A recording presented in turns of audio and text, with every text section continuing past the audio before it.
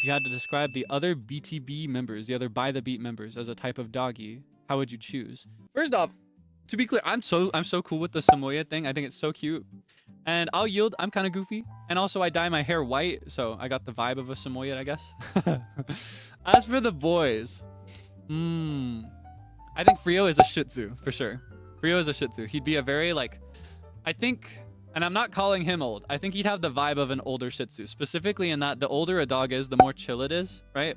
Because I think a lot of dogs in general, they aren't really compatible to describe Frio, because Frio's got a very chill vibe, right? So it feels almost inaccurate to call him any kind of dog. Yeah, I think he'd be a Shih Tzu. He'd be very chill. He'd be the kind that just wants to nap and sit in your lap and just be chill.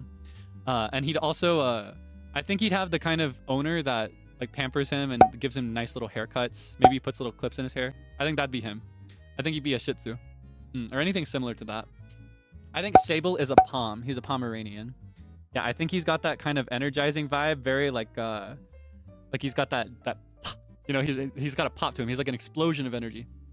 I think he's a Pom. Yeah. Yeah, the more I think about it, it just makes sense. I look into his eyes and I see a Pom staring back at me from the inside. I think that Zeal is one of those like stronger hunting type dogs. You know what I mean? Like maybe a boxer, but he'd be a very gentle one. He wouldn't be aggressive or anything. He'd just have I'd describe him as an older one, right? Because he's also got a very chill vibe. I feel like he's not much of a dog person. I feel like he's more of a cat vibe. But anyway, yeah, I think he'd be like an older, like a retired hunting dog, like a boxer or like a something like that. Actually, something like a boxer with that kind of structure and like that kind of snout. I think that suits him. 最後の告白を